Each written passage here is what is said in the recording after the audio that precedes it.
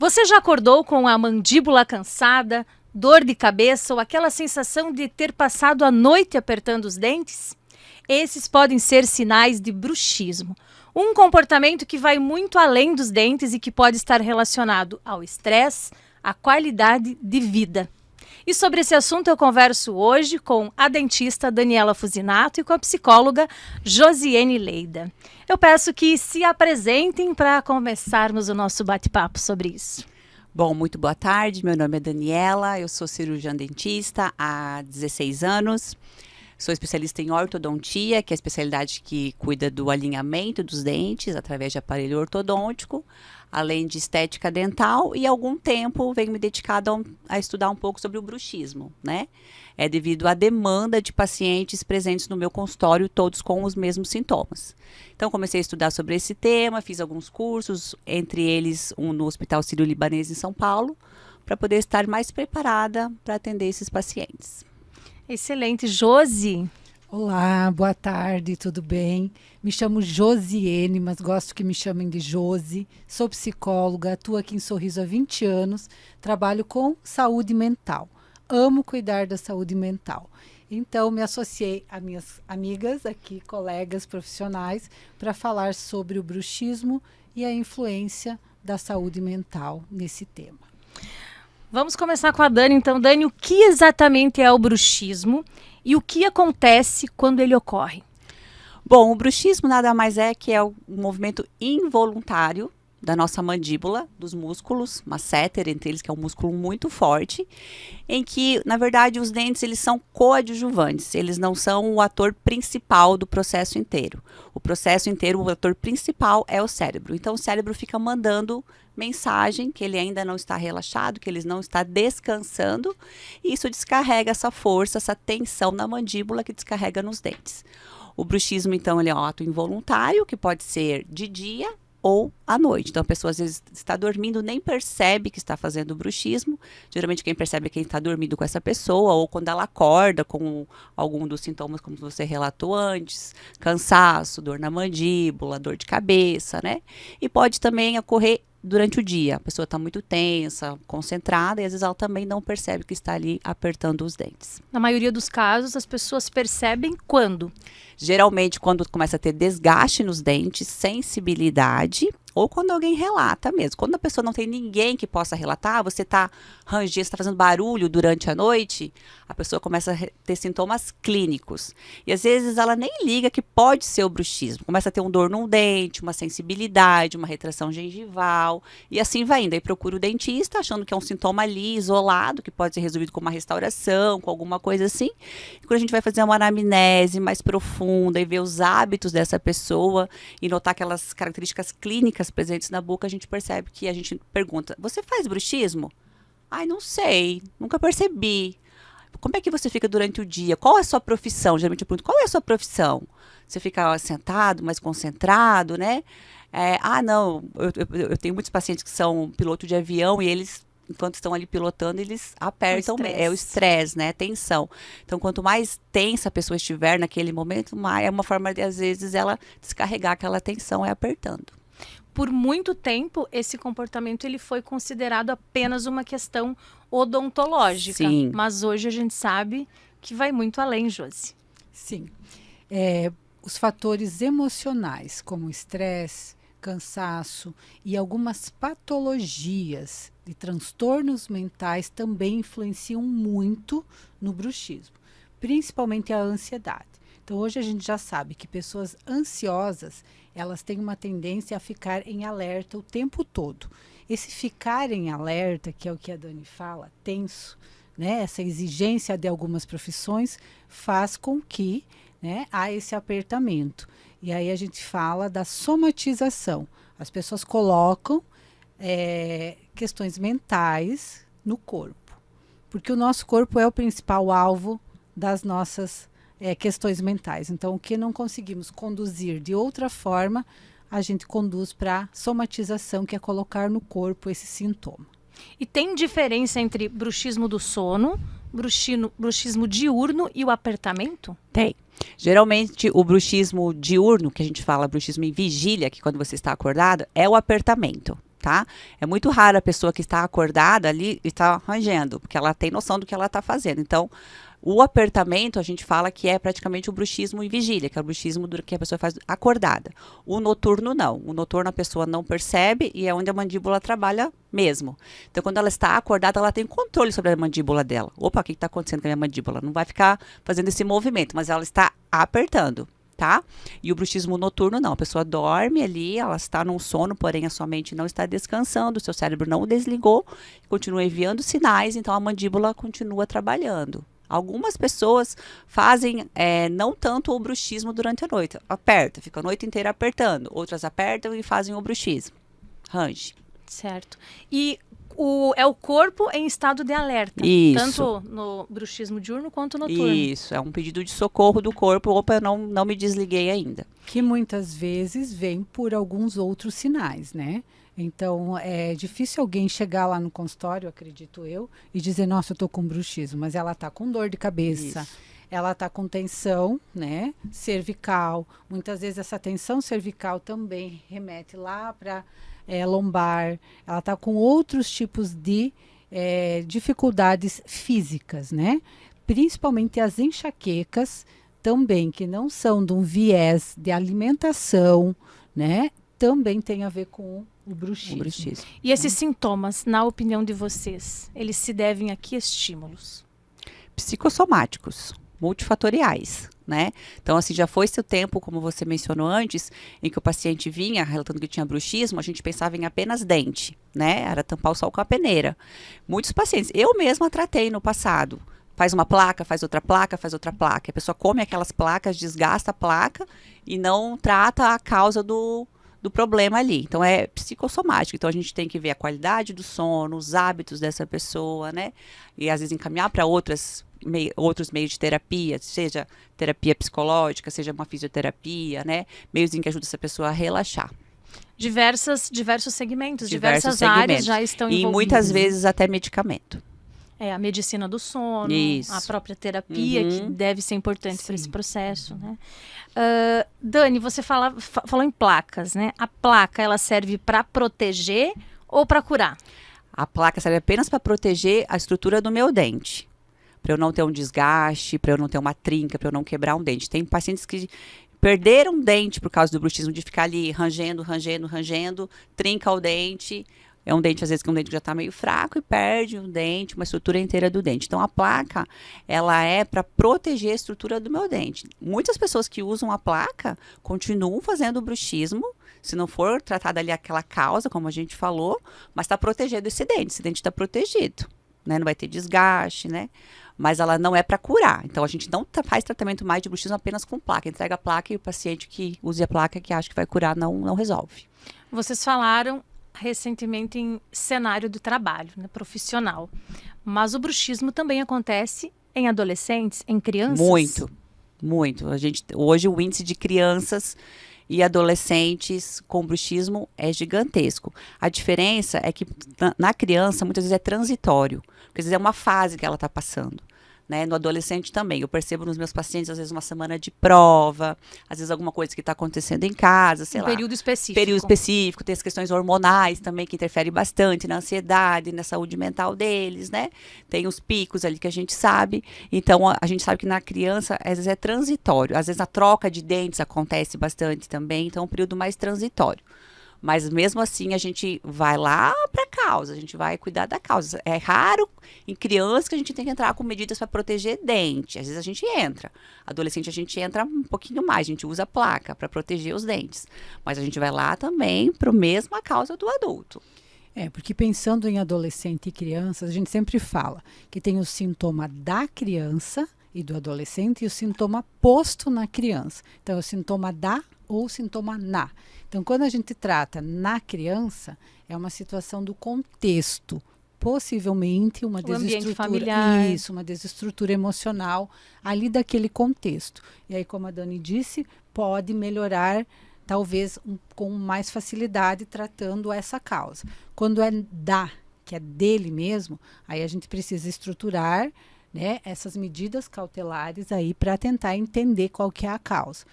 Porque quando se trata de criança e adolescente, dentro de um contexto familiar, eles são os mais vulneráveis a isso tudo, a todos os sintomas, a somatizar dentro daquele contexto familiar. Não só familiar, mas da escola, outras situações que a criança fica exposta e o adolescente também. Então, é uma fase, né?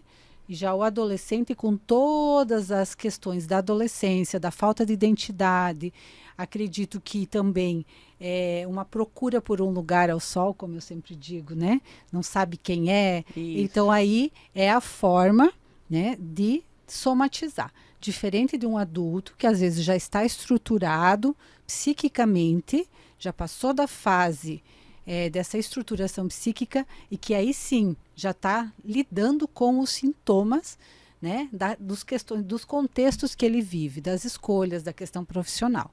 Então, o adolescente ele fica muito vulnerável a tudo isso. Talvez até mais do que a criança, porque a criança tem a troca dos dentes que o adolescente já passou. E muitas vezes o adolescente já está no uso do aparelho ortodôntico, já fez uso, né? Então, é um trabalho que precisa ser muito bem detalhado. E esse detalhe, descoberto o bruxismo, tanto criança, adolescente ou adulto, geralmente chega primeiro na clínica odontológica. Sim. O que acontece? Qual seria o caminho para isso? Começando pela odontologia e partindo para a psicologia, entre outras áreas? Isso. Na verdade, os pacientes, eles vêm achando que a cura de tudo é a placa.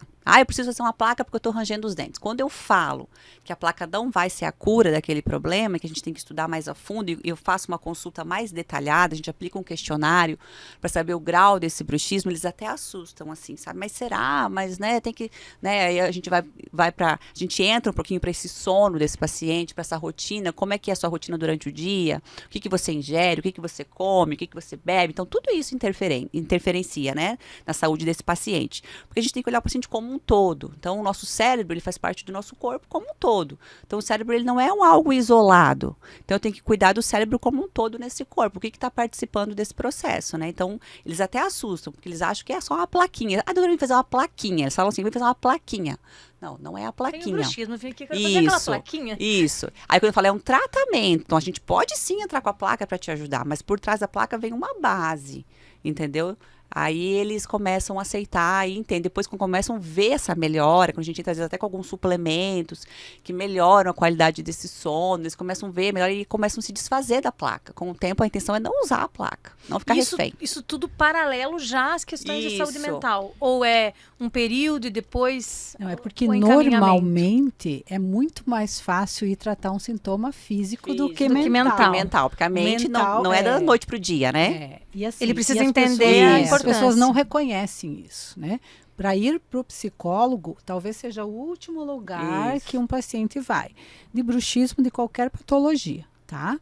Antes ele tentou remédio, antes ele tentou tantas outras coisas, mas o último lugar, né? Eu falo isso com propriedade, porque eu estou aqui há 20 anos já, é o psicólogo, né? Por quê? Porque é difícil falar. Isso traz sofrimento, né? Entender. Então, quando o paciente chega, sempre o objetivo maior é tomar consciência disso tudo, que é o que é mais difícil, é onde causa a dor. Isso. Mas a odontologia e psicologia sempre se complementando. Sim, tem que se complementar. Certo. E o bruxismo, ele quais os hábitos de vida, na opinião de vocês, que devem ser modificados? Ou como isso tem relevância para cura? Não sei se tem cura? Às vezes a gente... Um controle, né? Controle. Eu falo que às vezes vai ter fases que você não vai executar o bruxismo, vai ter fases que você vai, então é um controle, né? Eu falo assim, que hoje a gente está muito acelerado, né? A gente quer tudo para ontem, né? Então, um exemplo disso é se a gente manda uma mensagem para alguém, essa pessoa não responde, você já fica ali agoniada, né? Então a gente quer tudo para ontem. O celular nos deixou assim muito imediatistas, né? E com a nossa vida a gente está assim, então a gente está cada vez mais colocando mais coisas na nossa rotina, mais horários, mais demandas, a gente faz isso com os nossos filhos também, a gente quer que eles fazem isso, quer que faz aquilo, né? E a gente se sobrecarrega para poder executar a rotina deles também, né? Aí a rotina do trabalho, que a gente quer sempre mais, a gente quer escalar cada vez mais. A gente Tensão física e emocional juntas. Então são metas que você tem que bater, né? Então é um monte de coisa. Além disso, uma alimentação que não é uma alimentação regrada, muita cafeína durante o seu dia, né? Muitas pessoas hoje tomam estimulantes para foco, para atenção, ou às vezes até remédio para emagrecer. Já tem artigos publicados, eu li recentemente, sobre o monjauro, inclusive, que o monjauro, ele tira o seu apetite, mas para ele agir, ele tirando o seu apetite, tem algumas vias de ação que ele te deixa mais acelerado. Né? Então, o seu cérebro não vai descansar mais tão fácil. Você vai perder a qualidade do seu sono. Aí toma remédio para dormir. Isso. Então, os estimulantes que as pessoas tomam, a não prática de exercícios físicos. Quando você pratica exercício físico, você relaxa a sua mente também, você está liberando hormônios na prática de exercícios, né?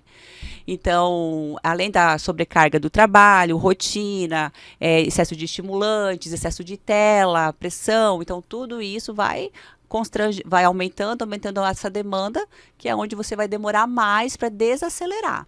Antes de dormir é a mesma coisa. As pessoas às vezes deitam na cama e ficam até que horas nessa tela. Né? Já está comprovado que a luz azul do celular é um super estimulante para o seu cérebro, né? Então, você está ali na cama, você está na tela, ali 11, 10 horas da noite. Quanto tempo seu cérebro vai demorar para desligar depois disso, né? Então, são todos fatores que levam a você demorar a desligar mais seu sistema nervoso central. Mas é importante dizer que é um comportamento motor e não para assustar as pessoas uma doença. Não, é um comportamento motor. É isso aí.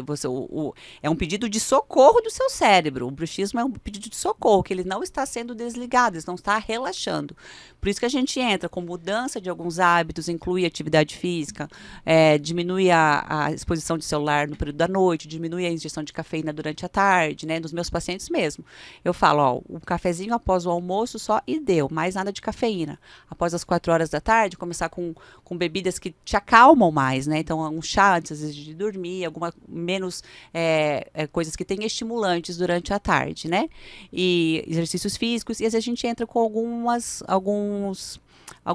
medicações, não medicação, mas suplementos que acalmam esse sono, que relaxam esse cérebro, né? Entre a gente tem triptofano, melatonina, valeriana, magnésio, então várias coisas que a gente pode montar uma formulazinha ali para o paciente ajudar a relaxar.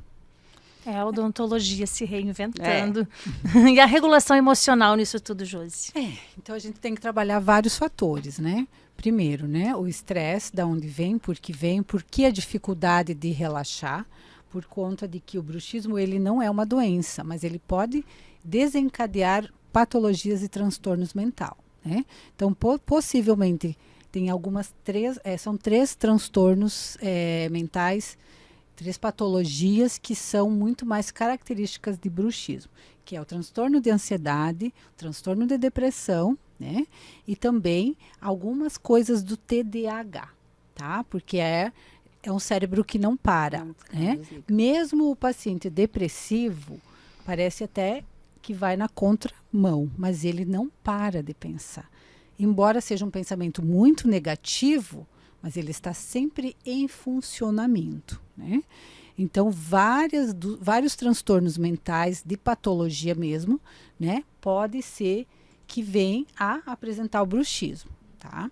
Então, a gente tem que trabalhar a ansiedade frente a tudo isso. Os cuidados com a autocobrança também das Sim. pessoas. Acho que isso hoje leva muito a esses fatores, né? E o que eu vejo assim, o exercício físico hoje, ele traz muita consciência corporal, tá? Ele é bem estimulante também, mas ele traz essa consciência corporal da onde está o estresse. Então, o estresse, principalmente para adultos, é o quê? Né? É muito estímulo, é muitas situações que são de alta exigência, né? De alta performance, né? E isso tudo também tem ansiedade envolvida. Impossível que não tenha, porque o estado de alerta, né, também está dentro do estresse. Tá? Então, trabalhar esses sintomas físicos aí, né? Porque a ansiedade, ela traz sintomas tanto psíquicos quanto físicos. Então, a sudorese, o apertamento, essa questão do cansaço excessivo, né? Então, tudo isso são sintomas físicos. E os mentais é um pensamento que nunca para. A gente chama de ruminação mental. São aquelas pessoas que nunca param de pensar. Mesmo dormindo, nunca param de pensar. Organizar, né? Sim. Em alguns casos se fala, acho que vocês comentaram, em meditação, respiração. E o que vocês têm a dizer sobre o uso do canabidiol? O canabidiol, ele é um regulador hoje da ansiedade. Ele é usado para vários transtornos para ajudar a regular a ansiedade, devido à ação dele no cérebro, que age em neurotransmissores, né? Então, hoje o canabidiol já está sendo amplamente estudado para o bruxismo, para pacientes que não conseguem mesmo fazer esse controle sem nenhum medicamento ou com algum suplemento, não consegue melhorar a qualidade do sono. O canabidiol, ele melhora muito a qualidade do sono para quem tem dificuldade de manter esse sono durante a noite. Então, ele está sendo amplamente estudado e ele hoje pode ser, sim, receitado, mas o paciente tem que passar aí por não é o dentista que pode prescrever, né? Aí tem que passar, então, por um psiquiatra, isso, né? Para, então, aí fazer esse encaminhamento do canabidiol. Grande parte dos casos de bruxismo hoje, eles são descobertos pelo profissional da odontologia. Mas que sinais as pessoas devem cuidar ou pensar? Será que isso pode ser bruxismo? Sim, o principal é as pessoas na hora de acordar mesmo, já acorda cansada. Tipo, parece que dormiu e não dormiu, né? Parece que passou um caminhão por cima dela. Então a pessoa já acorda com dor na cabeça, às vezes enxaqueca durante a manhã, né? Acorda já com dor de cabeça, dor nessa região da mandíbula, parece que a boca tá travada, dificuldade em abrir a boca. Pessoas que têm até dor de ouvido, achando que é dor de ouvido. Eu recebo muitos pacientes que vão no otorrino, fazem ou não, vai pro dentista, que não tem nada a ver com o ouvido.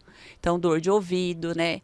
E, por último, elas começam a ver sintomas clínicos no dente, assim, desgaste. Ai, meu dente tinha uma ponta, agora não tem mais ponta, né? Pensam em outras coisas, até mais graves. Isso, meu dente, quebrei, meu dente tinha ponta, não tem mais ponta, né? Desgaste em cima dos dentes, alguma sensibilidade, né? A sensação da que a boca está sempre travada. Então, são alguns sinais clínicos fáceis de ser identificados. E também no falar, né? Muitas pessoas têm bloqueios pela manhã. Então, o mau humor, principalmente. Olha só. Né? O mau humor, pessoas que não querem falar, que não querem utilizar desse recurso, né? Que a gente sabe que a região oral da boca é a nossa primeira região do prazer, desde muito pequenos, lá de bebezinhos, quando mamamos no peito materno.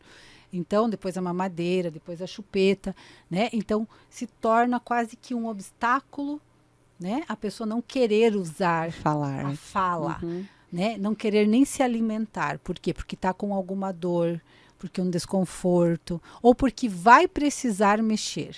Então, é essa tendência, né? Se eu tenho dor, eu não falo, porque aí eu não uso. Isso. Ou aquilo que vem um pouco antes, né? A pessoa dorme, mas não descansa, realmente. Muitas pessoas também sentem estalidos na hora de abrir e fechar a boca. Quando está mastigando, parece que tem uma areia nessa articulação, ou faz um barulho mesmo, tá? Esse barulho já é sinal de desgaste da nossa cartilagem, que a gente tem uma cartilagem igual a cartilagem do joelho.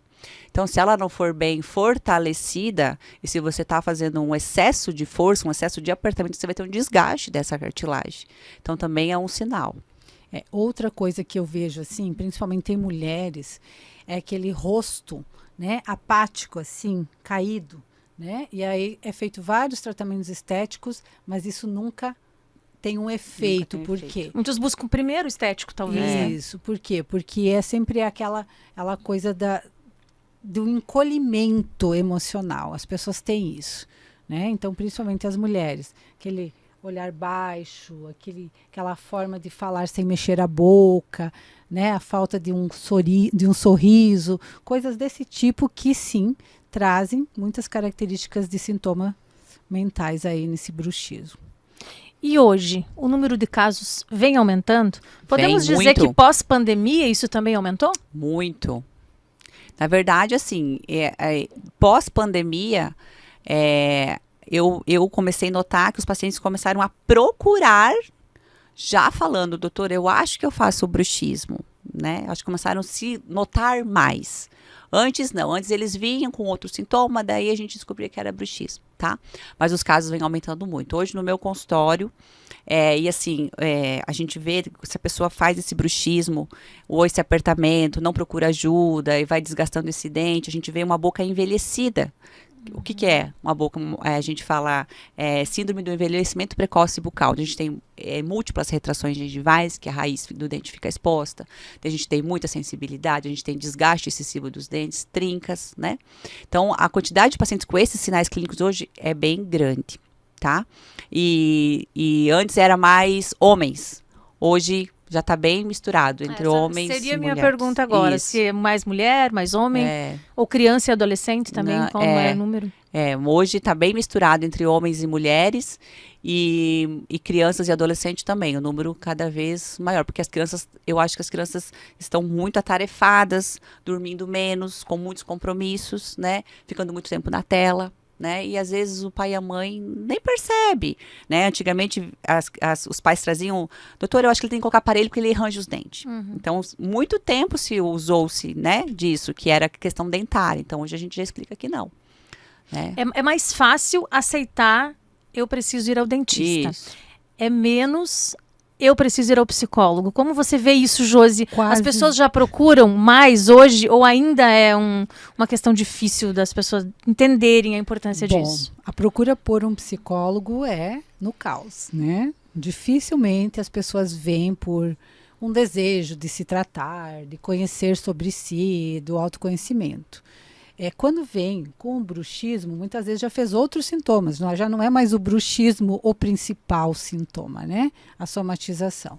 Então, quando eu chego para mim, vamos trabalhar a consciência corporal. Acho que essa é a grande questão, né? Então, respiração abdominal é um dos trabalhos que a gente faz no consultório para que a pessoa aprenda a respirar.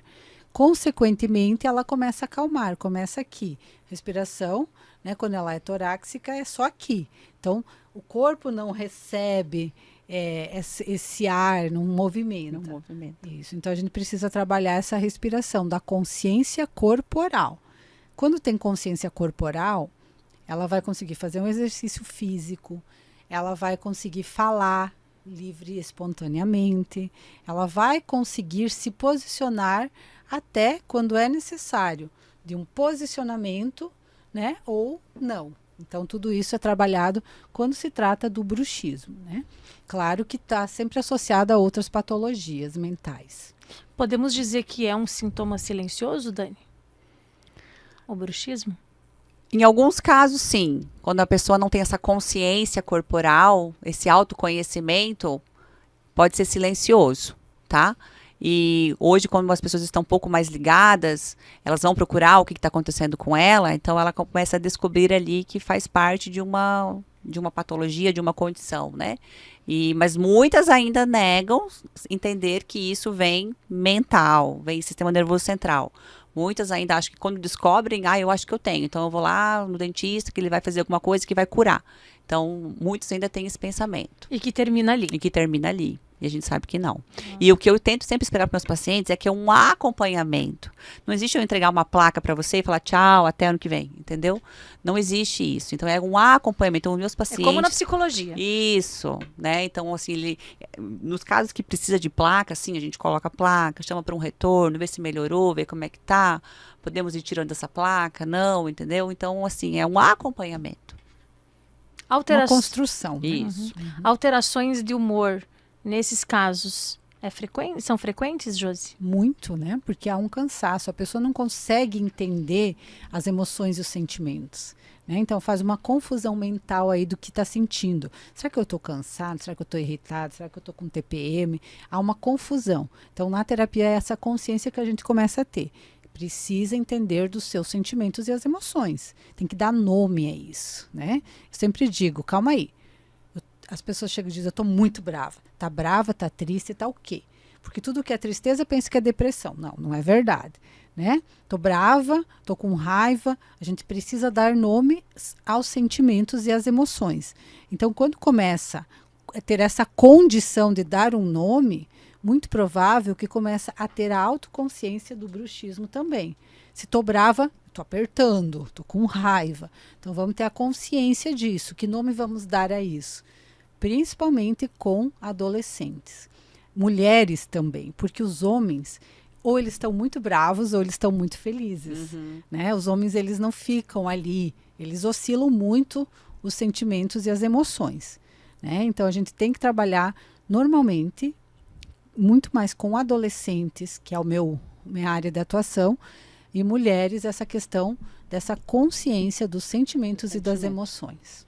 Eu digo que para o ser humano, de uma forma geral, está faltando pausa real. É isso. Pausa real é a gente parar realmente para respirar. Isso não É. vem acontecendo, porque a gente vive ligado no 220. Saber a hora de parar, né? Ó, daqui, tipo, 6 horas da tarde, é hora de eu começar a me desligar. O que eu vou fazer para começar a me desligar, né?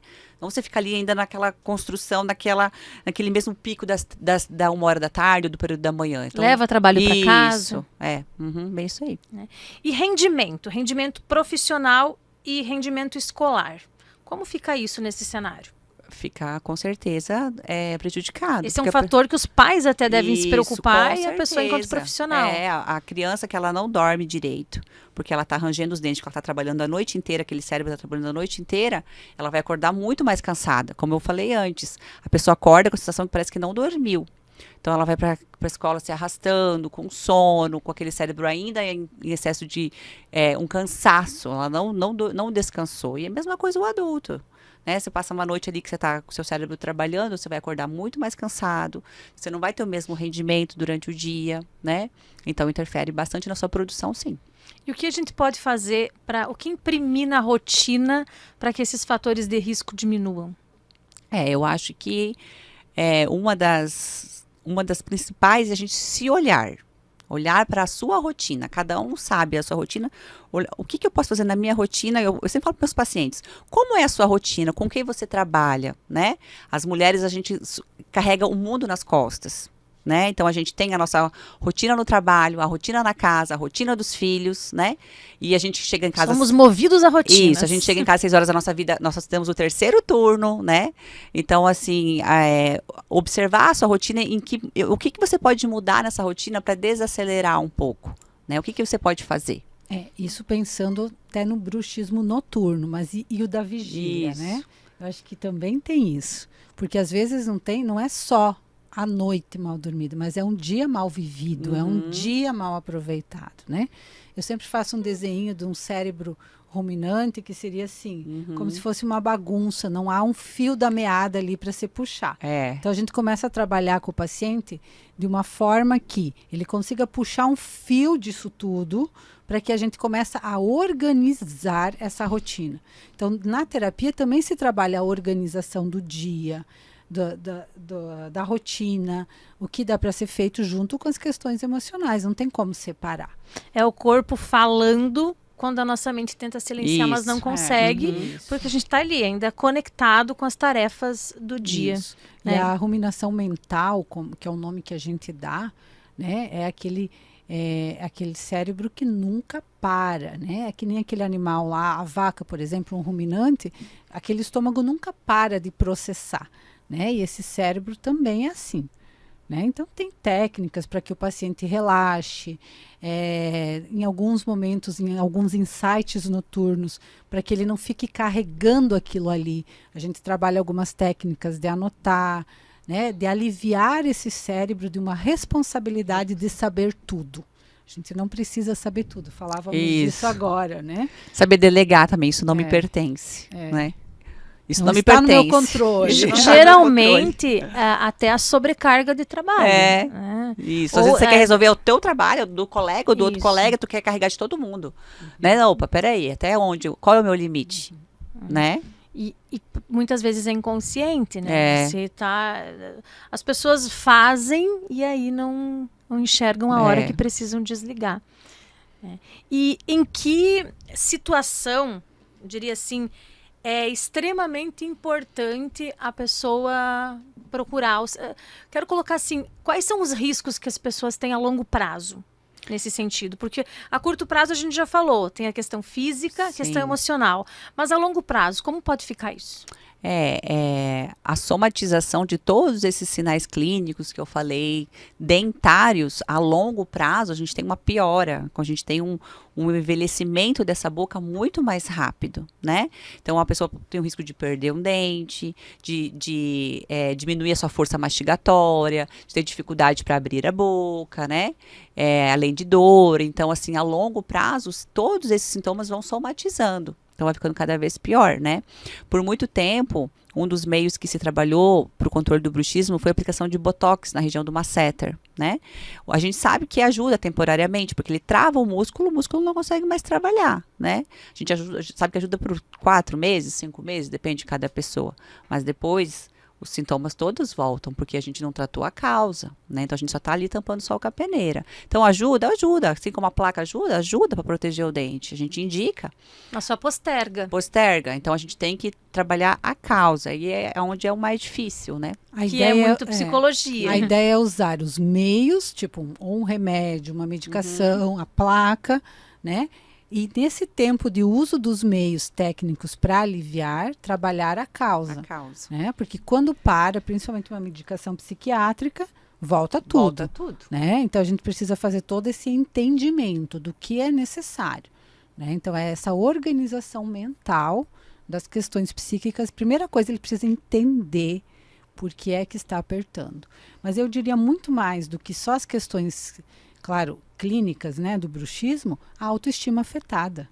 A pessoa que não consegue, né, lidar bem com essa parte, que é a nossa primeira impressão. Não estou feliz, né? Não estou feliz, não consigo demonstrar, não consigo estar aqui apta a estar no social, ela se encolhe.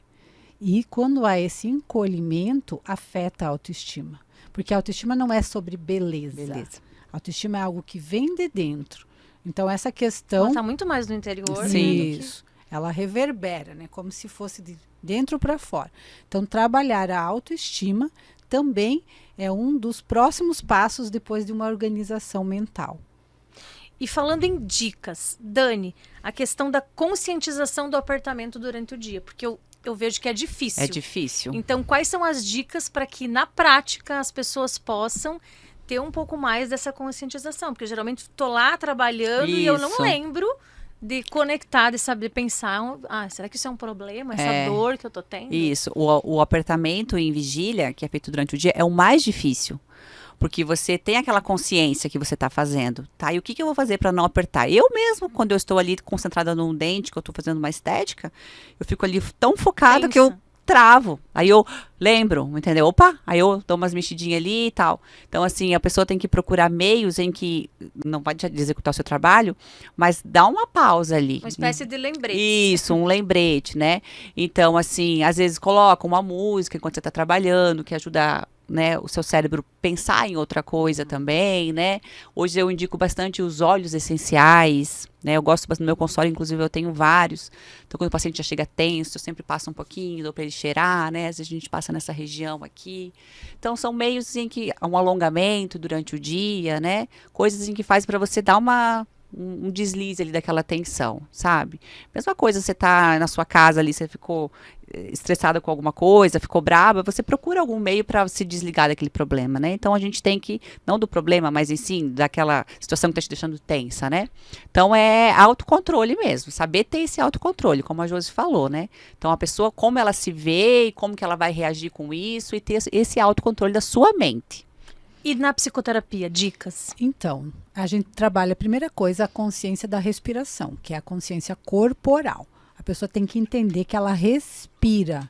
É automático respirar, mas ela não para entender essa respiração, né?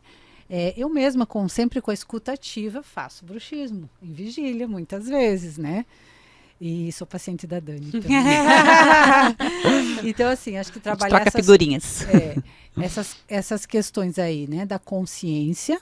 E aí não existe uma receita pronta. É esse o objetivo da psicoterapia. Quando se trata do bruxismo, é elaborar com o paciente, construir um caminho para que juntos vamos entendendo e dando uma manutenção a isso.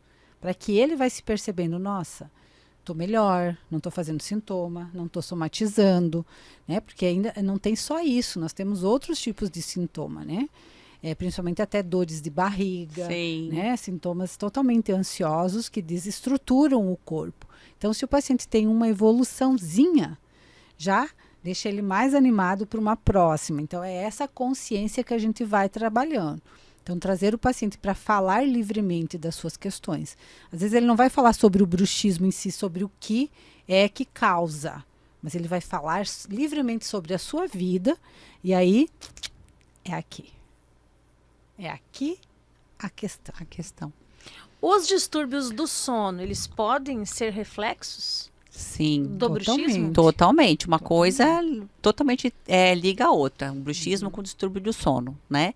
Tem pessoas que não dormem, ou que passa aquela... E jamais pensam, "Ai, será que isso é Isso. bruxismo?" Tem pessoas que não dormem durante a noite, a gente tem o sonambulismo, pessoas que são sonâmbulas, que falam durante a noite, né, que tem apneia do sono, né, então tudo é o quê? É um cérebro que está ali, que não está desligando, não está relaxando, o bruxismo entra em tudo isso. Então, a pessoa, geralmente, que ela tem apneia do sono, ela vai fazer o bruxismo. A pessoa que fala durante a noite, ela vai fazer o bruxismo.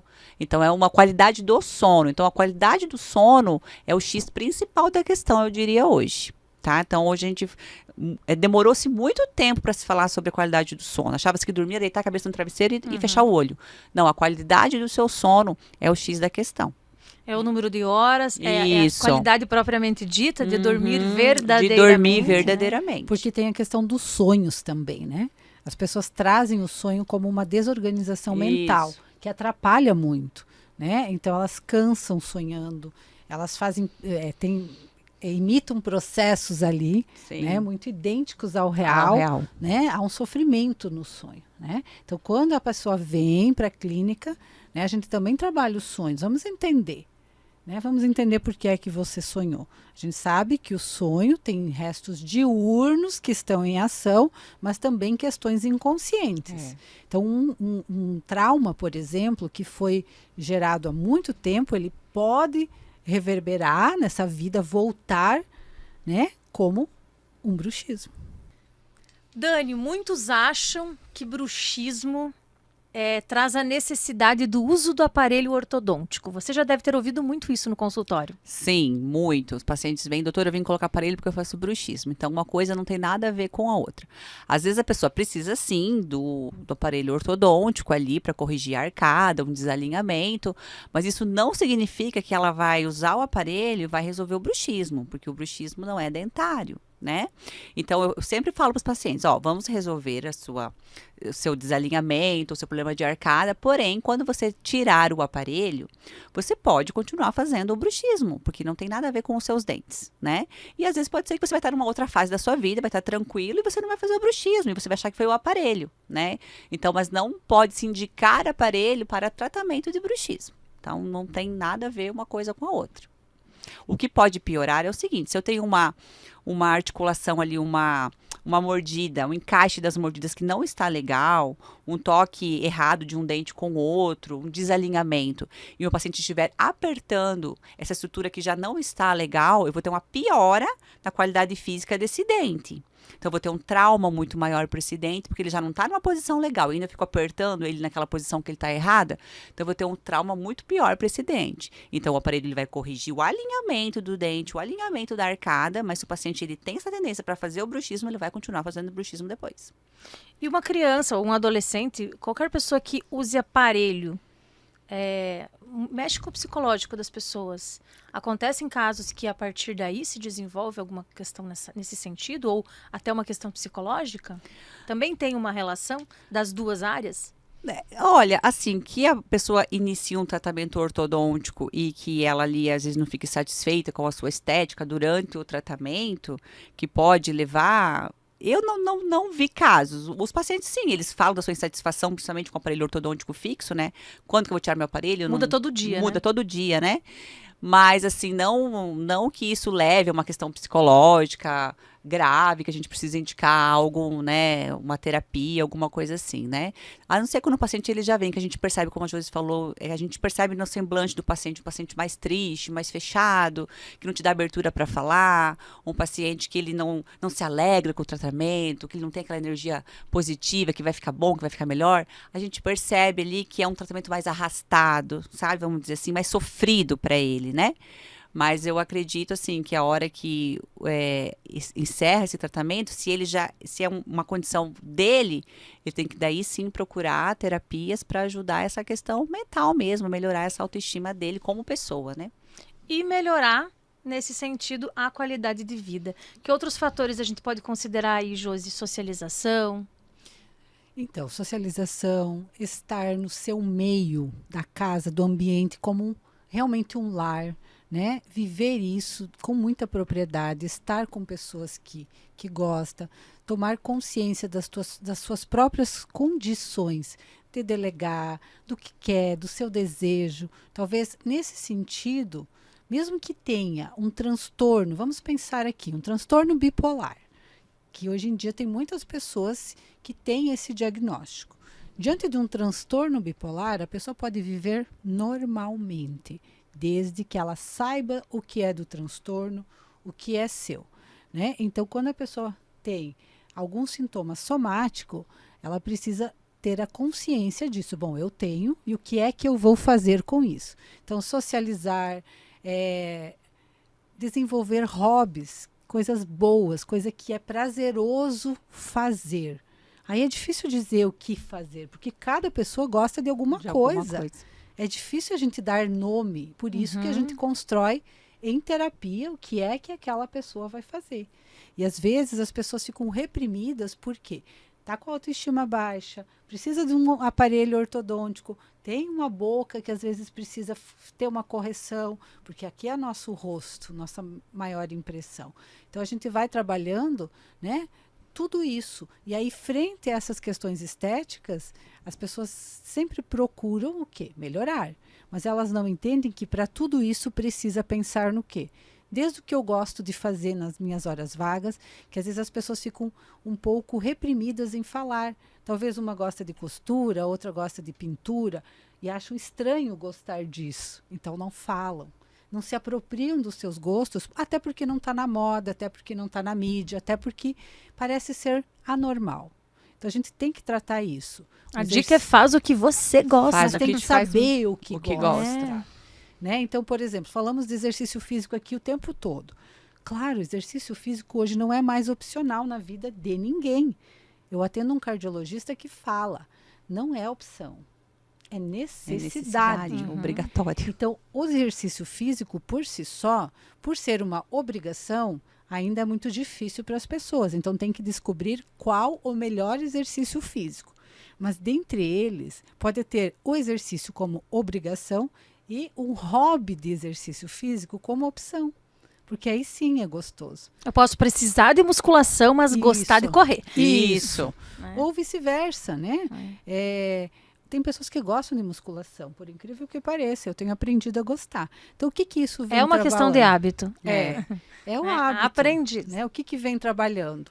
Eu sei que o dia que eu estou muito tensa, né? Se eu for para academia, é difícil ir. Mas né, eu não quero ir, eu quero ficar. Mas eu vou.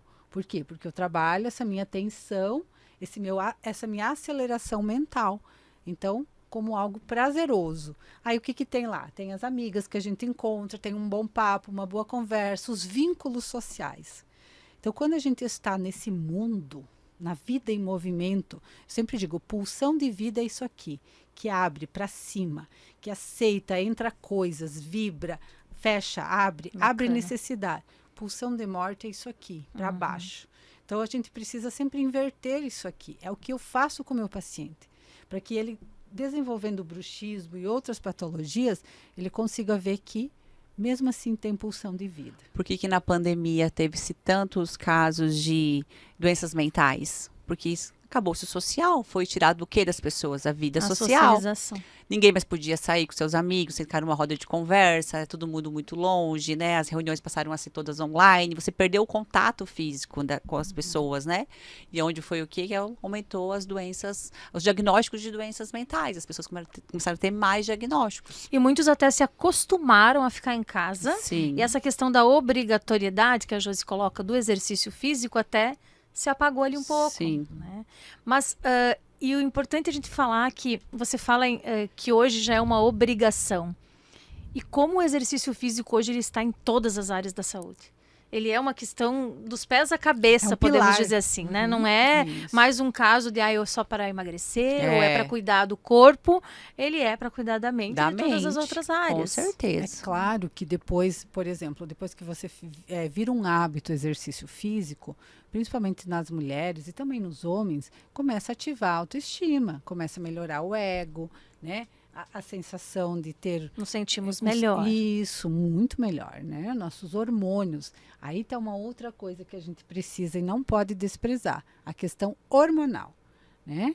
Como nós somos, né, crias dos nossos hormônios. Se nós estivermos, né, bem potencializados com os hormônios, aí não estou falando, tá, Não vamos entrar em mérito quais hormônios e dosagem. Né, Mas eles têm essa Mas relação com com o certeza. bruxismo. se nós tivermos os nossos próprios hormônios, né, naturalmente, né, porque é o quê? O cortisol é um hormônio do estresse. Quanto mais alto o cortisol, mais Sim. estresse temos. Então, o que, que nós estamos? Né, com uma excitação mental e muscular.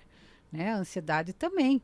Então, a gente precisa cuidar dos hormônios. As mulheres, As né? mulheres, né? E eu vejo assim no consultório, muitas mulheres em fase ali pré-menopausa, ou já com menopausa já instalada, em que elas vêm com os hormônios todos bagunçados e a relação com o bruxismo é muito gigantesca.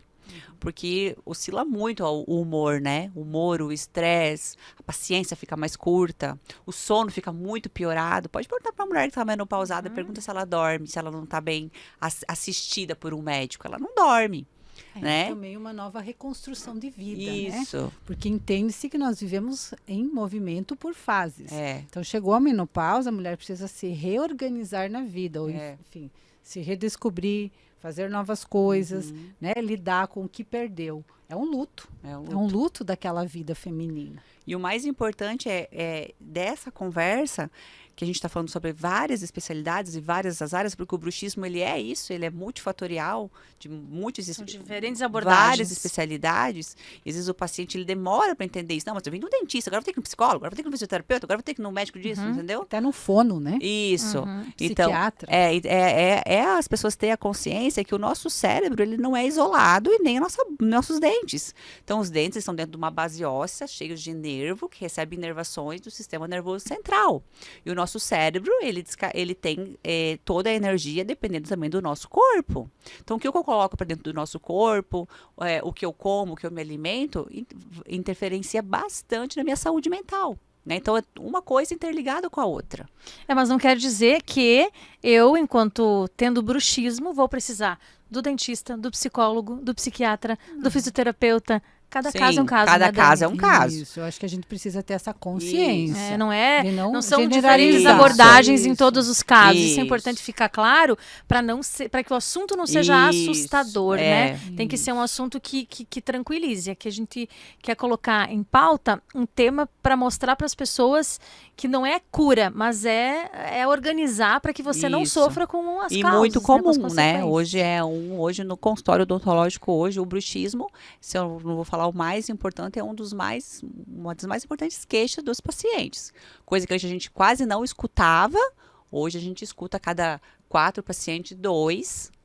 Então, ali uma prevalência bem alta, que tem os mesmos sinais clínicos e com os mesmos relatos, né? Então, assim, é muito comum, cada vez mais frequente, tem uma forma de organizar tudo isso, né?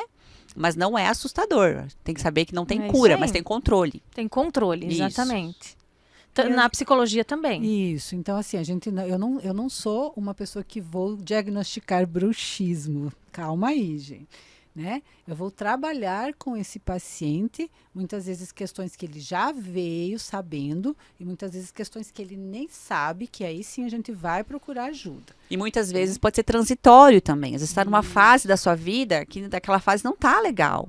Né? Então, às vezes, você vai desenvolver o bruxismo por um momento transitório. Passou por um momento delicado. Isso, né? Uma mudança de trabalho, mudança de cidade, crianças, mudança de escola, né? Então, às vezes, é uma fase transitória. Daqui a pouco equilibra, daqui a pouco desorganiza de novo, né? Isso. O nosso corpo é assim. Então, a gente tem oscilações, né? Então, a pessoa saber identificar isso e organizar para isso não ficar sempre na mesma linha tênue do pior.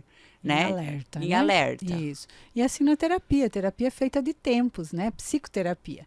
Porque tem horas que já resolvi o que estava aqui, pulsando, sigo o caminho, penso, muda a minha vida, volto para a psicoterapia. E assim de tempos em tempos, vai se fazendo uma construção. Tudo isso prezando pela qualidade de vida. Pensando em qualidade de vida. em qualquer, seja em qualquer idade. Isso. Né? Mas falando dos adolescentes e das crianças, como a atenção dos pais deve ser voltada ou pode ser voltada para que isso não chegue a uma situação em que precise procurar vários profissionais, né? Sim. Chega no dentista, ou psicologicamente falando também, que atenção os pais podem ter dentro de casa nesse sentido? Acho que os pais já sabem quem está aí, né? Quem é seu filho. Qualquer situação de pais atentos, né? Não digo atentos em alerta, calma aí, não é isso. Mas de pais que vivem com seus filhos, que estão ali no dia a dia, que conhecem a personalidade de um, que entende que um filho é diferente do outro, né? Que entende as características de cada um, que está em observância, vivendo aquilo tudo ali, já sabe quando dá algum sinal. Né? As meninas, principalmente, elas fazem alguns transtornos mentais, que esse mês da mulher eu tenho falado muito no transtorno dismórfico corporal, né? Que também é silencioso. Né? Então, nós mulheres temos essa tendência a não estarmos bem com o nosso corpo. E mesmo estando bem, muitas meninas e mulheres não se sentem bem. Então, os pais sabem, né?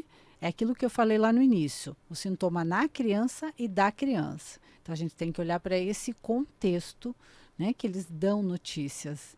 E aí, é muito fácil de um pai e de uma mãe identificar os sintomas, né, patológicos.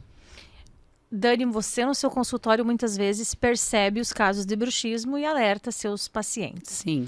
No caso das pessoas terem consciência, já que esse tema hoje vem sendo mais falado, qual é, literalmente falando, o primeiro passo? É a odontologia? Depende muito, tá? Depende muito. A gente identifica o estilo do paciente, vamos dizer assim, sabe? Quando o paciente entra na minha sala, eu já sei o estilo dele. Se ele já vem falando em 2 celulares ao mesmo tempo, se ele tá falando comigo, ele tá ali, só um pouquinho, doutora, ele tá ali no celular, entendeu? Então, você identifica o estilo desse paciente. Desse paciente, você tem que entender que você vai ter que colocar uma placa imediata. Né? Porque não adianta, ele não vai ter a paciência de esperar mudar a vida dele, Começar um hábito. pelas questões físicas. Isso, começa pelas questões físicas, né? Você vê ali, tenho trinca, tenho vários desgastes, eu tenho sensibilidade, eu tenho retração gengival, você já entra, vai para a contenção física, vamos dizer, né? Se é um paciente que não, é um paciente que você vê que tem uma abordagem diferente, você conversa com ele, a rotina dele é mais maleável, então você tenta, vai pelas beiradas, vai tentando mudar essa rotina, colocando coisas que acalmam esse sistema nervoso central dele, conversa sobre o sono, né? Tenta, não deu, vamos colocar uma placa para proteger esse dente, né? Aí, então, depende muito de caso para caso mesmo. Josi, na psicologia, quais seriam suas considerações em relação a essa relação do bruxismo com outras abordagens?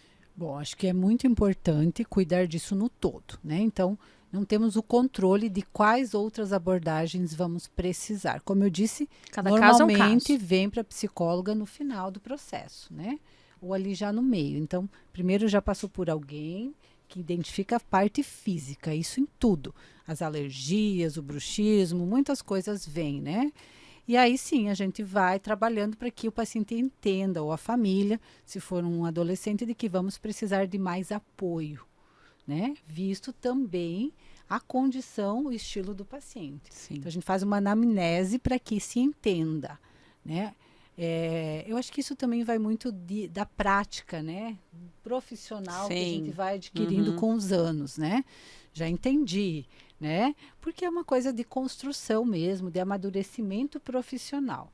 Então, se usa muito, sim, de apoio, né? Em alguns casos, até psiquiátrico. E está tudo bem, porque entendemos que talvez é um contexto necessário para aquela situação. Para aquela situação. Vai ter que entrar com algum remédio controlado, né? Às vezes, a gente tenta, às vezes, suplementos que melhoram a qualidade desse sono, faz um relaxamento, às vezes não deu certo. Vamos para um remédio de controle, um remédio controlado, né? E está tudo certo. Mas é importante destacar que existem casos mais simples e outros não. Mais complexos. Para que no bruxismo ele não pode ser assustador, como eu dizia, né? Não. Dani, quais são as suas considerações Para finalizarmos o nosso bate-papo, depois Josi. Então, o bruxismo, ele não é algo assustador, porém está cada dia mais presente nos pacientes que procuram o consultório. Às vezes o paciente nem sabe, ele vai lá fazer uma limpeza, ou vai fazer uma consulta de rotina, e eu identifico ali alguns fatores físicos, e em conversa, em anamnese, a gente descobre que talvez ele possa ser um paciente bruxista de noite, ou aperta os dentes em vigília durante o dia, né? E ali a gente vai para algumas abordagens mais tranquilas, vamos dizer assim, para ele entender o processo, para ele entender a causa. Quando o paciente ele entende o porquê daquilo, para ele também ficar mais fácil, né? E às vezes ele entende, mesmo assim, ele não tem o controle daquilo. A gente tem que entrar com alguma outra coisa. Então, a gente tem o controle. O importante é o paciente saber que tem como a gente controlar, né? Curar não tem como, porque não é uma doença, né? Então, a gente não tem como curar, mas tem como a gente controlar. Então, o paciente ficar de olho, se ele acorda com dor de cabeça, dor na face, os músculos cansados. A consciência que consciência, né? Então, ele tem que ter essa consciência para ele procurar ajuda, para ele poder ter esse controle, né? Às vezes ele não está passando por uma fase legal, às vezes ele vai precisar entrar com uma terapia junto, às vezes é transitório, às vezes não, ele sempre fez, sempre vai fazer, mas o mais importante é ele ter essa consciência para poder ter esse controle, porque quanto mais deixar, pior vão ter danos muito piores, os sintomas vão ficando cada vez mais agravados. Resumindo, na minha posição como psicóloga, eu complementaria a questão da consciência, né? Eu sempre trabalho 3 palavras com o paciente, assim, que eu acho que são as palavras-chave de todo um processo, que é essa consciência. Mas para ter consciência precisa ter desejo, tem que querer saber, tem que se haver com isso, tem que se responsabilizar por isso. Depois disso, um pouco mais de consciência é o discernimento. É mais além. Eu tenho consciência, mas agora eu sei, eu quero. E aí sim a atitude. Aí a atitude ela vem complementar, né, como o ato. Qualquer ato, qualquer situação que o paciente consegue evoluir, é uma atitude, não podemos desprezar, pensando que não tem uma régua para medir tudo isso, pensando que o bruxismo também não é medido na mesma régua para todos os pacientes, né? Então eu resumiria que o tratamento para o bruxismo, da minha parte, né, da área da psicologia, também está na consciência, discernimento e atitude. Hoje, então, nós entendemos que o bruxismo, muitas vezes, ele vai sim além dos dentes. Sim. E a maioria das pessoas não sabem disso, né? Ele está relacionado à forma como a gente vive, à nossa qualidade de vida e, como vocês muito bem disseram aqui, a qualidade do sono. Então, falar sobre bruxismo é falar sobre saúde mental, é falar sobre essa qualidade do sono. E eu deixo uma reflexão, nós deixamos uma reflexão para você que nos acompanhou até aqui. O que o bruxismo pode estar tentando nos mostrar sobre a forma como estamos vivendo?